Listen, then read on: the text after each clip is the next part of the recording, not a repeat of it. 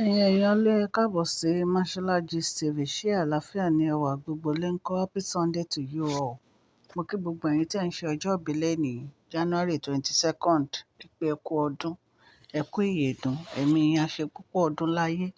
Mo ní kí n mú update gbogbo nǹkan tó ṣẹlẹ̀ wá fún yín ni. Ṣé ẹ mọ̀ pé mo sọ fún yín wípé wọ́n ti bẹ̀rẹ̀ full moon ritual Queen Naomi. Wọ́n dẹ̀ ní abala mẹ́ta ní full moon ritual yìí ló máa ṣẹlẹ̀ ní inú ààfin bàbá Wẹ̀rìnlá. Lálákọ̀ọ́kọ́, wọ́n ní àwọn ọmọ ọ̀dọ́mọbìnrin tí wọ́n ti bàlágà, wọ́n ní wọ́n máa jó láti gbé ritual yẹn. Ṣùgbọ́n nǹkan tá à ń gbọ́ ni pé bàbá Wẹ̀rìnlá ní kí àwọn sisi mẹ́ta kí wọ́n yọ̀ǹda inú ààfin fún àwọn títí tí wọ́n á fi parí ritual àti àwọn ẹ̀dà kọ̀ọ̀kan.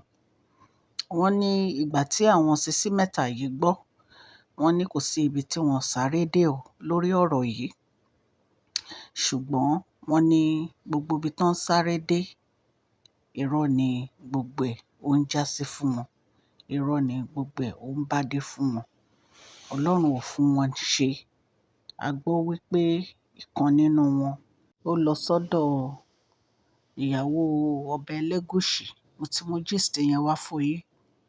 Wípé kó wá bá òun bá ọba Ẹlẹ́gùṣì sọ̀rọ̀ kí wọ́n bẹ bàbá Wẹ̀rìnlá kí wọ́n má lé òun kúrò nínú ààfin. Ṣùgbọ́n wọ́n ní ìyẹn advice ẹ̀ gẹ́gẹ́ bí ẹni tó ní ọgbọ́n àti òye wípé kó fi Queen Naomi sílẹ̀ kó jókòó sí ibi tí ọkọ ẹ̀ fi sí. Wípé èyí tó ń jà kiri tó fẹ́ máa fi igagbága pẹ̀lú Queen Naomi pé kò lè pay ẹ̀. Wípé nítorí òun náà ìyàwó ilé lòun, òun ò dẹ̀ ever tẹ ojú ìyálé òun mọ́lẹ̀ rí nítorí pé òun ló ń tojú bọ ibi tí ò yẹ kó ń tojú bọ. Ẹ̀yin èèyàn lé, wípé ìdùnnú ni kí inú ọkọ òun dùn. Nítorí ẹ̀ lòun fi rọra ń gbé Àbújá. Lòun ò fi ní tipátipá òun fẹ́ gbé inú ààfin. Ẹ̀yin èèyàn lé, gbogbo àwọn nǹkan tó ń ṣẹlẹ̀ yìí, kì í ṣe nǹkan kékeré. Wọ́n ní Dr. Elizabeth, wọ́n ní ṣe ni wọ́n attack Dr. Elizabeth nínú ààfin lórí ọ̀rọ̀ Queen Naomi. Pé Dr. Elizabeth ń gbèjà Queen Naomi. Ẹ mọ̀ pé gbogbo àwọn àṣírí wọn tó tú níbi tó ń mú aṣọ Dr. Elizabeth lọ, kì í ṣe àṣírí kékeré. Kò dẹ̀ ń ṣe ogun kékeré ni Ọlọ́run ṣe fún Dr. Elizabeth. Pàápàá yàtọ̀ sí yẹn, oríṣiríṣi nǹkan ni ó ti ṣẹlẹ̀ sí Dr. Elizabeth tó jẹ́ pé Ọlọ́run Elédùmarè ló ń kó wọn yọ. Ṣùgbọ́n wọ́n ní màmá wa Fúnkẹ́ Felix, Adéjùmọ̀ Bishop Fúnkẹ́ Felix àti Queen Naomi, wọ́n ní wọ́n gbàdúrà gan fún Dr. Elizabeth. Ẹ dẹ̀ mọ̀ pé bàbá Dr. Elizabeth náà, pastor ni wọ́n, òjíṣẹ́ Ọlọ́run ni wọ́n. Wọ́n ní wọ́n gbàdúrà fún wọn dáadáa. Àdúrà ni gbogbo àwọn èèyàn fi ràn bàbá Wẹ̀rìnlá lọ́wọ́ o. Wọn ò fi ìgbà kan fi Queen Naomi sílẹ̀ àti kábíyèsí. Lórí ọ̀rọ̀ full moon ritual yìí, bàbá kábíyèsí advice Queen Naomi wípé kí wọ́n dúró, kán jà pẹ̀lú orúkọ Olúwa. Wípé àwọn dẹ̀ mọ̀ pé Ọlọ́run Elédùmarè máa borí gbogbo nǹkan tó wà níwájú wọn yìí. Ṣùgbọ́n wọ́n ní ọ̀rọ̀ Queen Naomi ire ló jásí, ayọ̀ ló jásí. Nítorí wípé gbogbo nǹkan tí àwọn sisi wa gbogbo yìí ṣe, òun ni kán block Queen Naomi, kán má lè ṣe full moon ritual yẹn. Ṣùgbọ́n Ọlọ́run Elédùmarè ó ju ẹ̀dá lọ.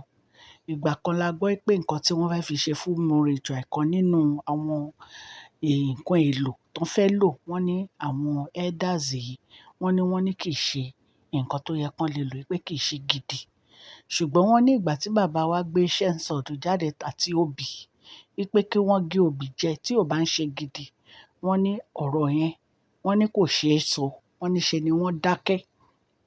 So ìgbésẹ̀ tí bàbá Wẹ̀rìnlá ń gbé òun ní pé kí àwọn sisi wa mẹ́ta yìí jáde kúrò nínú ààfin àwọn nítorí full moon ritual Queen Naomi àti àwọn elder tí wọ́n ní kán jáde.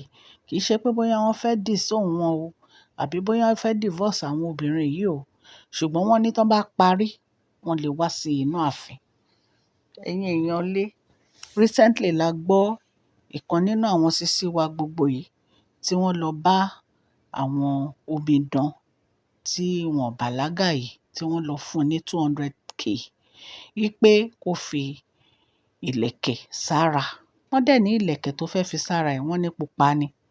Wọ́n dẹ̀ ní wọn kì í lo ìlẹ̀kẹ̀ pupa fún irú àwọn full moon ritual yìí, wípé funfun náà máa ń lò. Ṣùgbọ́n wọ́n fẹ́ fi ìlẹ̀kẹ̀ yìí ṣe bí. Ṣùgbọ́n Ọlọ́run ò fún wọn ṣe nítorí pé ọmọbìnrin yìí ó tú àṣírí. Wọ́n tiẹ̀ ní ìyá ọmọbìnrin gan wá sí inú ààfin, ó wá pariwo lé wọn lórí wípé kán má use ọmọ òun o, wípé ọmọ òun ò ń ṣe bí o. Ẹ̀yin èèyàn lé, Ọlọ́run nìkan ló ń jà fún Queen Naomi. Ọlọ́run nìkan ló ń jà fún bàbá Wẹ̀rìnlá nítorí gbogbo nǹkan tí wọ́n ti dojú kọ kò kí ń ṣe kékeré. Ọlọ́run ọba nìkan ló ń wà pẹ̀lú Queen Naomi àti bàbá Wẹ̀rìnlá. Ọlọ́run ọba nìkan ló ń wà pẹ̀lú bàbá wa Erinlá nítorí bàbá Wẹ̀rìnlá dúró ti Queen Naomi. Wọ́n jà fún ìfẹ́ tí wọ́n ní sí Queen Naomi. Ìfẹ́ tí wọ́n dẹ̀ ní sí Queen Naomi kì í ṣe ìfẹ́ kékeré nítorí tó bá ṣe ọkùnrin mi, ó ti máa ní ó ti sùn wá ti give up. Ṣùgbọ́n bàbá Wẹ̀rìnlá ò sọ yìí, ṣe ni wọ́n dúró bí ọmọ ogun. Ni wọ́n ní rárá o, ìyàwó àwọn gbọdọ̀ padà wá sí inú ààfin o. Gbogbo àwọn sisi wa gbogbo tó dẹ̀ ń attack Dr. Elizabeth. Dr. Elizabeth sọ fún wọn pé kò sí nǹkan tán lè ṣe fáwọn nítorí pé àwọn kọ́ náà máa sọ nǹkan táwọn máa ṣe fáwọn. Àwọn ní láti support ọkọ àwọn, àwọn ní láti fi ìfẹ́ hàn sí ọkọ àwọn nítorí àwọn fẹ́ ìfọ̀kànbalẹ̀ fún kábíyèsí. Wọ́n ní ìdùnnú kábíyèsí ni kí ìyàwó wọn padà wá sí inú ààfin. Wípé kí wà ní tàwọn táwọn máa tako ìdùnnú bàbá Wẹ̀rìnlá. Wípé kí ni àwọn fẹ́ gain nínú táwọn bá ní kí Queen Naomi má padà wá sínú palace. Wípé ṣé Queen Naomi fẹ́ sun orí àwọn ni. Wípé gbogbo àwọn sisi wa gbogbo wọ́n kàn wá selfish ni. Wípé tí ò bá ń ṣe pé wọ́n wá selfish, kí ló dé tó jẹ́ pé wọ́n máa ja ìjà ẹbí. Wọ́n máa ja ìjà tí ò dáa. Wọ́n máa ja ìjà tó jẹ́ pé Ọlọ́run Elédùmarè gan lè bínú sí wọn. Wípé ìgbà tí gbogbo àwọn ń wá sí inú ààfin, ṣebí Queen Naomi ló wà nínú palace. Wípé kí wá ló dé tó máa ní pé àwọn ò fẹ́ rí Queen Naomi nínú palace. Tí ò bá ń ṣe pé inú wọn ò da, èèyàn burúkú ni wọ́n. Wọ́n ní Dr. Elizabeth, wọ́n náà sọ̀rọ̀ síta, wọ́n dẹ̀ bínú sí wọn.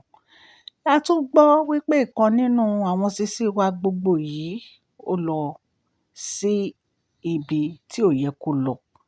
Wọ́n ní àwọn tó wà níbẹ̀, wọ́n ní ṣe náà lé o. Wọ́n náà lé tèfètèfè ni. Ṣé mọ̀ pé àwa kàn ń ṣe gist wa ni àwa ò bá yàn kankan wí. Wọ́n náà lé tèfètèfè wípé in fact gan gbogbo nǹkan tó kó lọ síbẹ̀ wọ́n ní gbogbo ẹ̀ bàjẹ́ ni. Wọ́n ní wọ́n dẹ̀ sọ fún yín pé kó má wá bímọ. Wípé nítorí ẹni tó wádìí nípa ẹ̀ kò ń ṣe ẹni tó lè wá wádìí nípa ẹ̀. Wípé Ọlọ́run Elédùmarè ó ń ti ẹni yẹn lẹ́yìn. Wípé àfi tó bá fẹ́ páí, tí ò bá fẹ́ páí kó jáwọ́ lọ́rọ̀ ẹni yìí. Ẹ̀yin èèyàn lé, Ọlọ́run ló ń jà fún Queen Naomi o, kì í ṣe ènìyàn. So gbogbo àwọn nǹkan tá a gbọ́ ní o tó ń ṣẹlẹ̀ ní inú ààfin bàbá Wẹ̀rìnlá, ṣùgbọ́n wọ́n ní wọ́n ti bẹ̀rẹ̀ full moon ritual Queen Naomi o. Wọ́n náà ti bẹ̀rẹ̀. Mo dẹ̀ gbàdúrà pé láyọ̀ àtàlàáfíà ni wọ́n máa parí ẹ̀. Ire, ìdùnnú, ayọ̀ ló máa já sí. Gbogbo wa lájọ máa rí tí Queen Naomi máa padà wá sí inú ààfin. Wọ́n lè má gbé inú ààfin o, ṣùgbọ́n wọ́n á máa ṣe ojúṣe wọn gẹ́gẹ́ bí olórí Queen bàbá Wẹ̀rìnlá. Mo kí gbogbo etí tó ń gbọ́ mi, mo ṣe máa ń sọ allegedly ní gbogbo àwọn nǹkan tá a wá fún yín yìí o. Àbá bàbá Wẹ̀rìnlá gbé inú palace o. Orúkọ mi ni Máṣọ́lá kò yí padà o. À ń sọ̀rọ̀ nípa celebrity gist, royal gist, politics àti gbogbo nǹkan tó ń ṣẹlẹ̀ ní agbègbè orílẹ̀-èdè baba wa ní ilẹ̀ Nàìjíríà. Tẹ́ bá ti subscribe, ẹ tẹ notification bell yín kẹ́ subscribe o, so that a bá ti post any gist ẹ máa rí. Òkè òkè ni ọlá yín á máa lọ, ọlá yín ò ní lọ ìsàlẹ̀ láéláé. Ẹ má gbàgbé prize giveaway, ó mà ti dé tán July 15. Àti máwọn èèyàn o, èèyàn 40 ni a máa mú ní agbára Ọlọ́run. Ẹ kópa nínú prize giveaway yìí. Nǹkan tẹ́ kàn ní láti ṣe ni kẹ́ comment. Wọ́n á dẹ̀ gbé comment yín yẹ̀wò tó bá tọ́ àti tó bá yẹ. Wọ́n á fi send email sí yín pé kẹ́ fi àwọn nǹkan tó bá yẹ kẹ́ ẹ ṣe, wọ́n á jẹ́ kẹ́ ẹ mọ̀. A dúpẹ́ púpọ̀ lọ́wọ́ gbogbo ẹ̀yin subscribers o. Ẹ ṣé o, a dúpẹ́ o. Ọlọ́run á bá mi gbọ́wọ́ yín sókè, ẹ ní tọrọ jẹ, ẹ ní tọrọ mu o. Ẹni ẹlẹ́ni ò ní gbà ṣe yín ṣe o. Please share this video, like and subscribe. God bless you all. Happy Sunday to you all. Mashola Gist TV, love you all.